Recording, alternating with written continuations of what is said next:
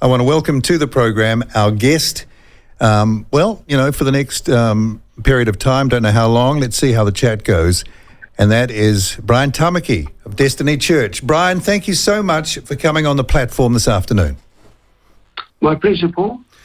Okay, we're seeing in the news counter-protests, people complaining about motorways being blocked, freedom protests.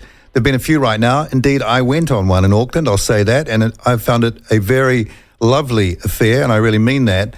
So, first of all, where do we start? I'm going to ask you why it's all happening and everything, but the reaction, the grumpy reaction to what you're doing, how do you take that?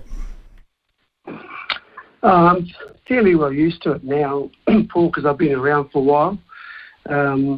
I just take it as a grain of salt and doesn't faze me really. People are entitled to their opinions and what they think about the way things are going in the country all their lives. So I just stick to what we've got to do, and that's what I do. I've asked a few people this question before. I'd be interested to get your answer. Are we in a battle for our country? Like a real battle? Is that a way to put it? Absolutely 100% correct. We're in the battle for the soul of our country. And I think you're all aware now that probably this is the worst government we've ever had. And it's also the worst opposition we've ever had.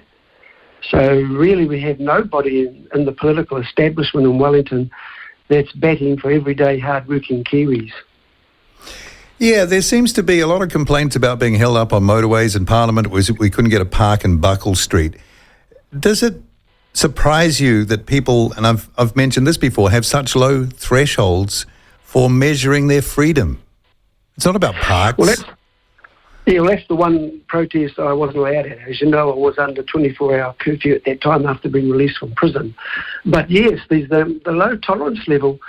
Well, as I was saying with the Newmarket mall complaining about not getting a business, look, I think it's only all of an hour, maybe at the height of it, that the business might be affected. But Jacinda Ardern's, I think she's closed down something like 60,000 plus businesses and jobs in her term of government, and those jobs and businesses have collapsed or gone forever. I think they need to be really looking at what's stopping their business altogether, and that's this government. And that's where their hard times are coming for our business sector, and many other sectors of society are suffering, as we can see. When did you decide that, well, obviously you decided you had to do something. What were the circumstances of that? What took you to that level, and what made you decide, okay, we've got to push the go button, got to start something?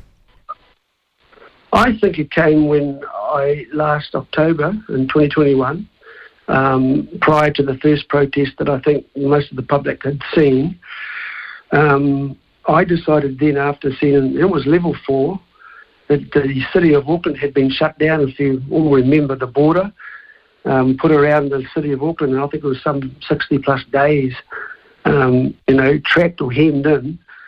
And we also were on level 4, so we had very extreme restrictions. And at that point, I think the people's emotional and mental thresholds were bursting at a point. And I started to see my country, the New Zealand I grew up in, as being something that I've never imagined it could ever be, being totally remade by, and this government's been doing it. And I didn't want my children to grow up in that. And I thought about my kids. I've got 10 grandchildren from my 3 adult children that are married. And I've got 3 great-grandchildren. And I thought, if I don't stand up for them, then I'm culpable as well with the government and allowing them to get away with it without somebody voicing or saying something.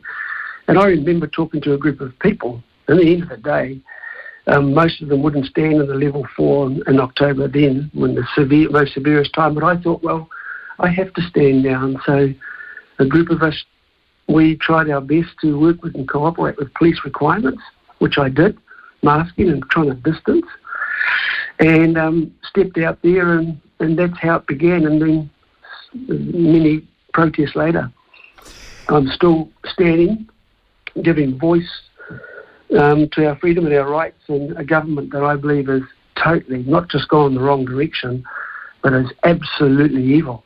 Yeah, I was going to ask you about if the evil word applies. You just said it. I used it. You used it, yeah. And explain why that is evil. Well, when you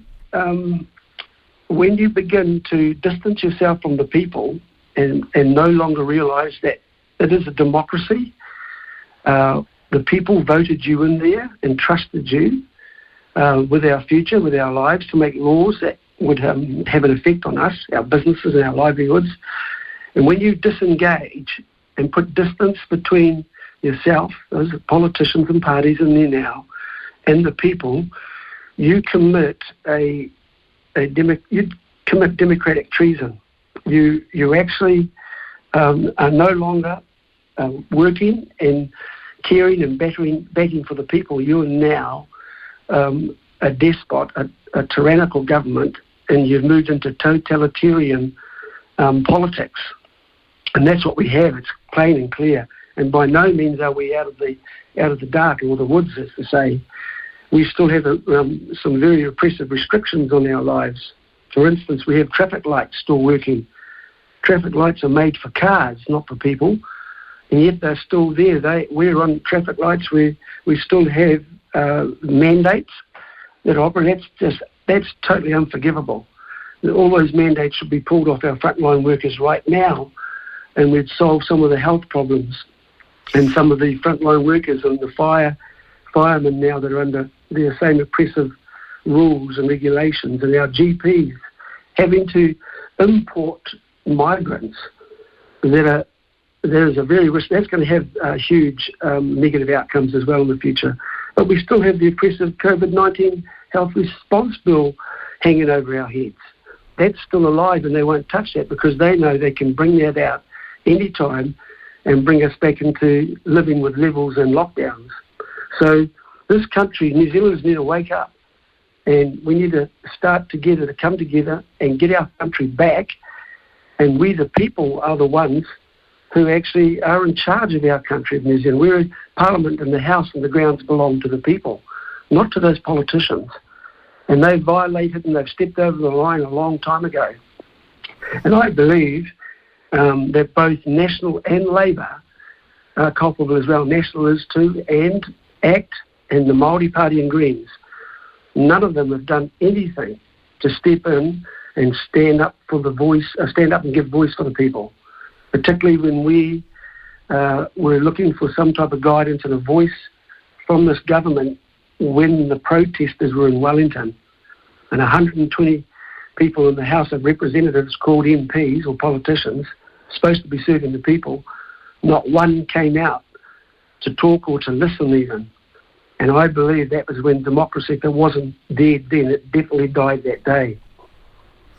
I want to ask you about some of the hits that you've taken recently, but I'm interested to get your view on, because you talked about, what's being done, and you mentioned those primary services, health, fire and emergency, I guess a doctor's medical system, more broadly. The police obviously were forced to make choices whether they stayed in the force or had to go over mandates. Masks still in the fundamental food purchasing stores of New Zealand supermarkets. These are all basic security of life layers things. Everything else seems to be okay, but when it comes to the stuff that really underpins the livability and the cohesion of a society, they're still excluded. How do we explain that? Why not everyone? Why just them? Well, you're talking about the necessities of life, Paul, and that's the very life link and life chain for people to live, for families. Fundamentally, families. You go to the basic unit of society, which is the family. That's the cornerstone of any nation. And when you start to starve them of the basics like food, shelter, the housing problems we have, and the Kiwi Build debacle, when we look at job availability, now you have 100,000 people on the benefit, and there's a employee shortage, or there's a lack of workers, and then we open the gates to immigration. So you can see the mix-up and this type of social and economic mix-up is all heading toward causing the pressure on our society to the point that they can continue to fast-track their agenda in turning New Zealand into a country that we all know does not belong here. And I think that's how they're going to do it. They're going to continue to apply that pressure until the New Zealanders just accept it. Feed a little bit of false freedom. People are driving around, they go to their jobs, still can get away to the batch now. She's even opened the borders. It seems like she's been repentant, but she isn't.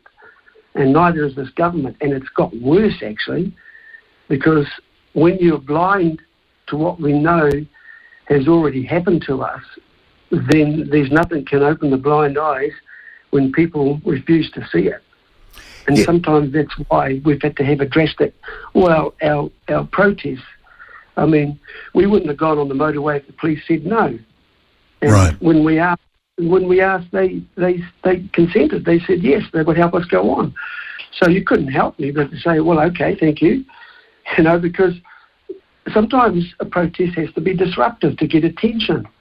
I mean, if we're in a little corner where the shoppers want us to stay under a tree, I mean, there's no point in a protest going under a tree to ourselves. There has to be some discomfort to the comforts of everyday Kiwis, so we can just give them a little reminder, all is not well, and we need you and your voice and your person to be able to stand up and begin to join with us in facing up to this bully, this government, removing them.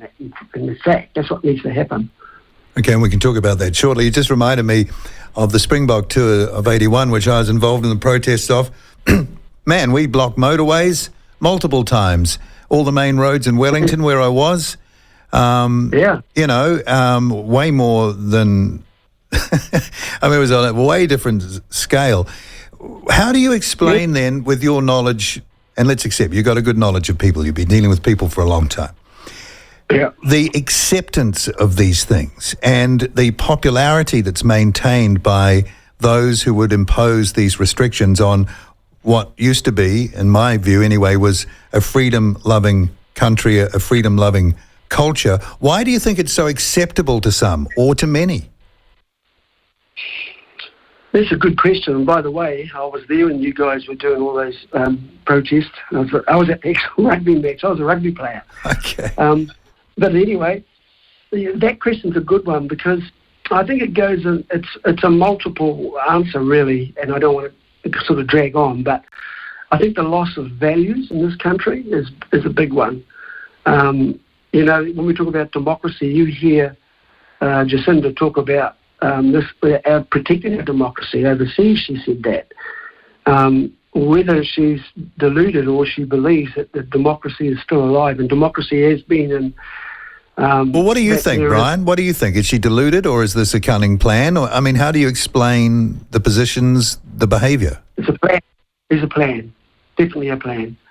She's not... Well, you've got to be deluded in the first place to accept her ideology is what drives our government. That's the problem with a lot of the politicians in the opposition. They're trying to deal with politics at a face level, and arguing political policies and all this sort of stuff is one thing, but there's an ideological drive, and that's what really is hurting the country, and that's what's setting the pace for her to bring modelers in to buy out mainstream media. Good that what you're doing too, by the way, with the platform. Thank you. To buy and bribe mainstream media, and then use these modelers and to then disseminate fear, and mixed with a little bit of truth, you know, with the science of it, and the pandemic and the whole viruses, and then the variants, and now it gets to the point of being crazy like foot and mouth and monkeypox. And B. varroa is the next one. Yeah, well, you add it up. I mean, any good-thinking person would see that all the crises that we have, every institution is in crisis almost. Well, you've got to have an institution over that is in crisis itself, and that's what's happened. It's led by a government that's a crisis government. It's got crisis in it. The crisis didn't come from the ground up to the government. It's come from the government down to the ground. That's where the crisis has come. And same with the confusion of people's rights and freedoms being taken away, thinking that it's okay for a government or politicians that we vote in parties, we vote to protect the very fundamentals of democracy, which is our freedoms and our rights.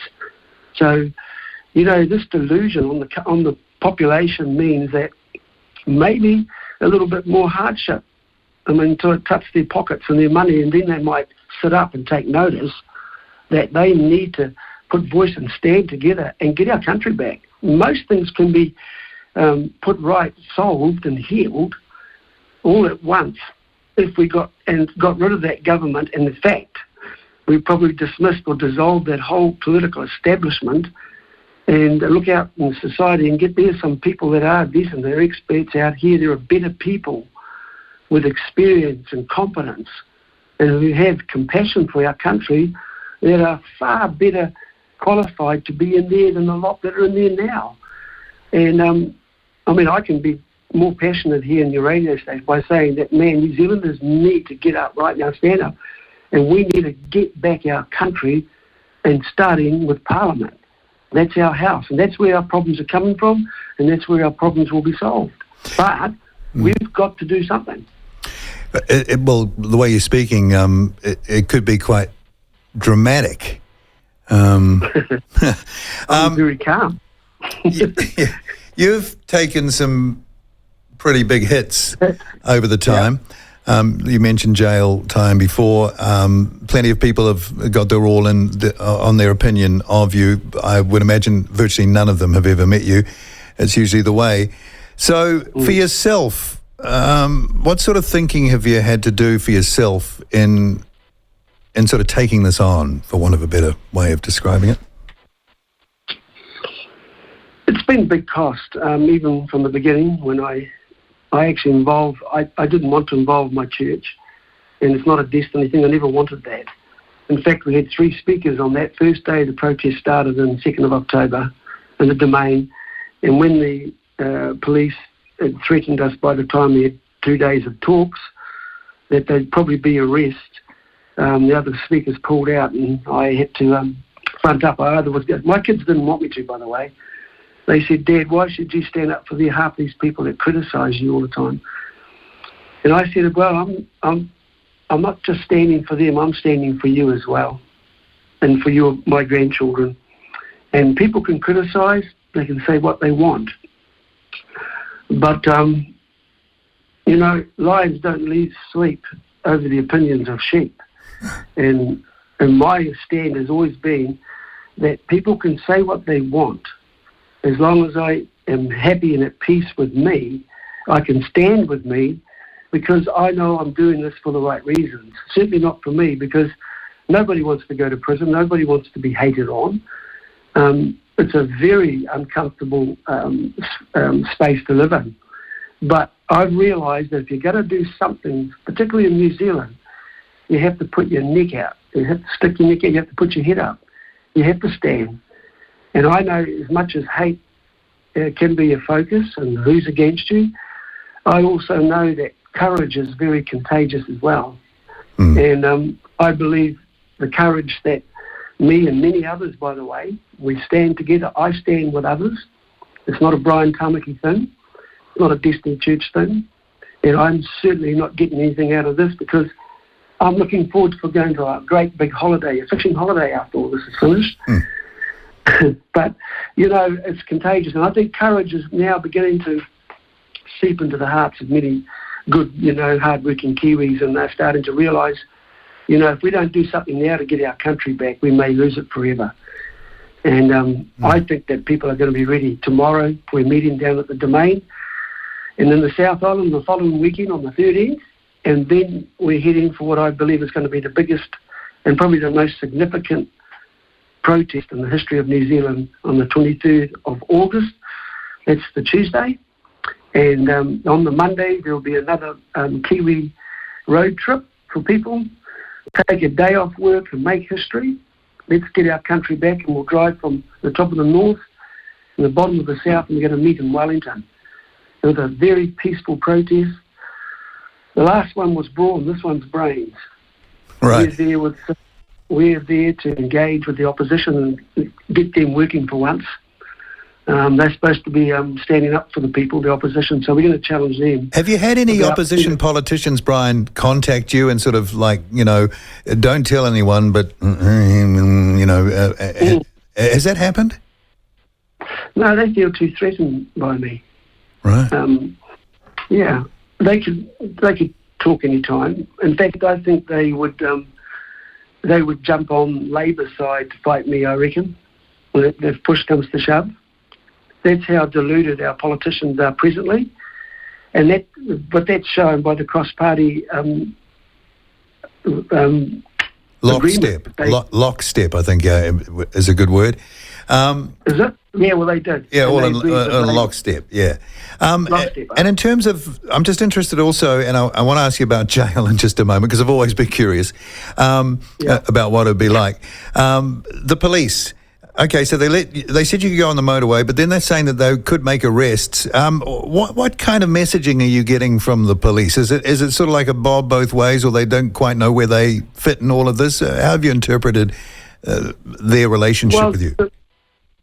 I mean, I've always wanted to do. I'm a law-abiding citizen, as far as those laws are healthy for you. But when those laws or those policies don't, we all have a duty for civil disobedience. You don't obey any type of legislation or law from Parliament that's oppressive to the people or violates our freedom and rights. And it's our duty as a people to remove or abolish a government that does that. Now, when police stop serving the people, and that's what they're supposed to be doing, we pay their wages, not Jacinda or Willie or Chris Luxon. The taxpayers do. And so when the politicians take the police force and turn it into an enforcement squad for politicians and their agenda, that is the word evil I use there. Yeah. And the judicial system is the same. Our judicial system also needs to be, I think, rebuked for the way that it's not allowed justice to be carried out for the people of this country, and allowing politicians to be, I think, their final word, or obeying politicians over justice.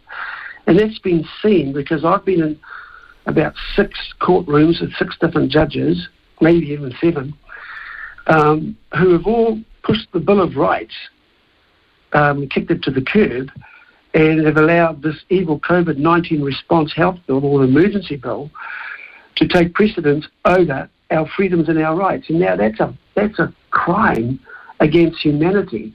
And yet in broad daylight, that's happened a number of occasions, not just with me.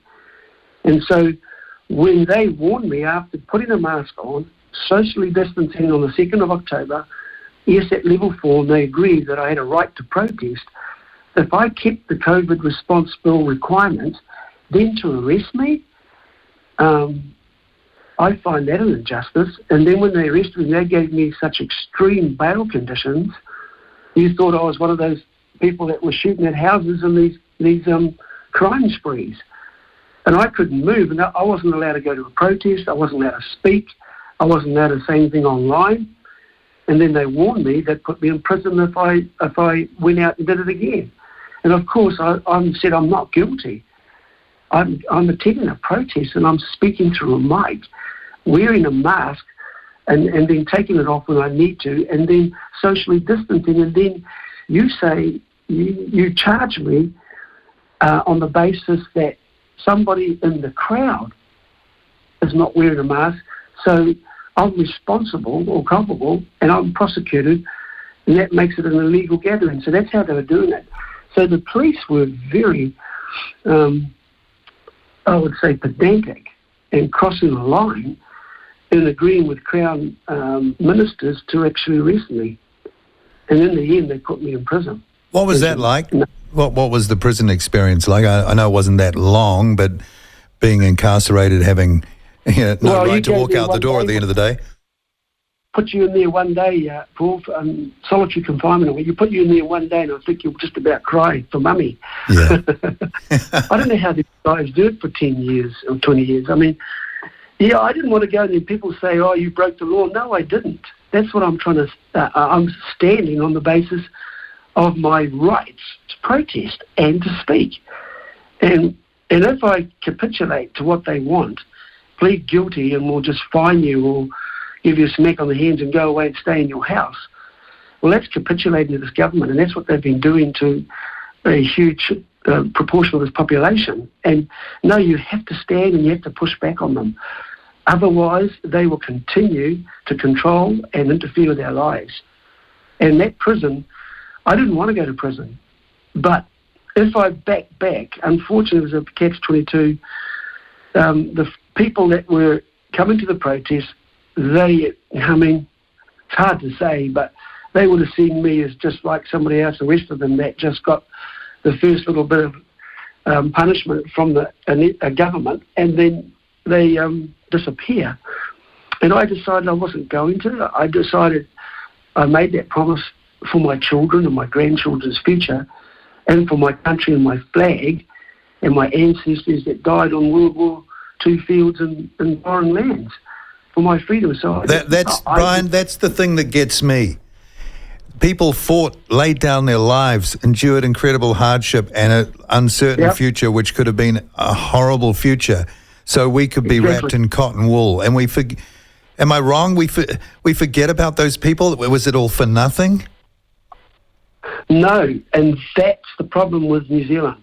And I think that there needs to be a whole, a new makeover for what we call Anzac Day.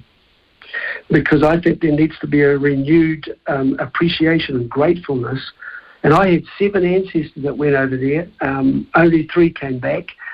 And now the council is saying that we're blocked off from that area. I'm not allowed to go in there and desecrate it, apparently, and all this sort of stuff. I mean, I find that just totally wicked too, that a council... I mean, I should be able to go up there and stand next to it because of my ancestors. And by the way, on my Māori side, Te Waiahua is a part of the tribe originally that owned the Isthmus of Auckland. So here's these people sitting in council telling me I'm not allowed to go there. So there's a lot of fundamentals here. It's so wrong what we're doing to each other.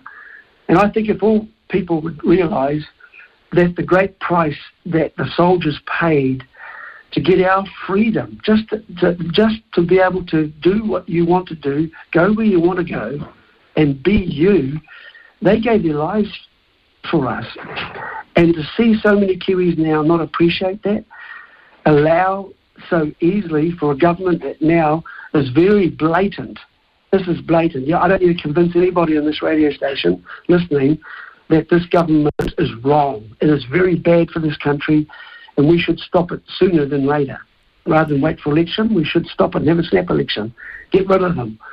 In fact, get rid of National as well and the rest of them and start again. Well, no problems. Brian, I really appreciate you making some time for us this afternoon and hearing firsthand your experience and what's happening out there from your point of view and the protest actions that you've been involved in. As I said, I attended one of them and I found it actually a very uplifting experience. There were families and just good people in there. There was an attempt to demonize it, but I had first-hand experience, and I'm a bit of an old protester myself, so I kind of knew what I was getting into.